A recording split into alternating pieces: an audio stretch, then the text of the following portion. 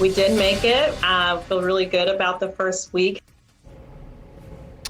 Week 1 of in-person learning is in the books for some IPS students. Good evening, everyone. The district welcomed grades pre-K through 3rd back to their buildings this week after being home the past 6 months. I'm Phil Sanchez. Thank you for joining us. And I'm Nina Criscolo. News 8's Demi Johnson is live at IPS headquarters. The superintendent says things went smoothly this week, Demi. Yeah, IPS Superintendent Alicia Johnson tells me bringing the district's youngest students back first was a good test run, and it gave parents and teachers the confidence to bring even more students back in just 2 weeks.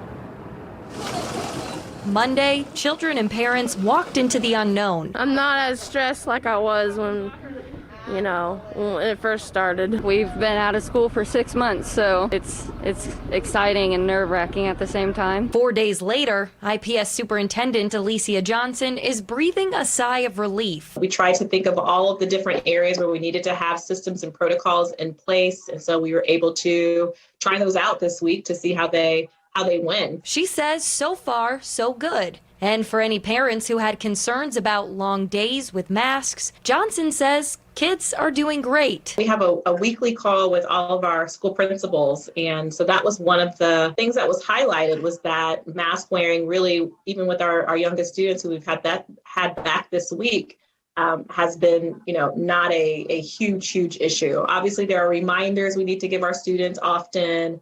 But we've not seen huge concerns bubble up from our schools yet. Some schools did encounter a few bumps in the road, but Johnson says those all happened outside of the buildings. We have some more car riders than we've had before, a lot more families bringing their children in their personal vehicle, and so some traffic flow issues that we'll be looking to smooth out some. Indiana's latest COVID-19 data shows Marion County in the yellow, meaning the 7-day positivity rate is under 6%. But as case numbers continue to rise in other parts of the state, and IPS prepares to bring even more students back, Johnson asks families to be flexible. Obviously, when we're bringing people together, the fact of the matter is there's likely to be at some point someone who contracts COVID-19. And so for me, it's just making sure our team is ready to respond to that we have the appropriate contact tracing protocols in place so that we can keep everyone as safe as possible.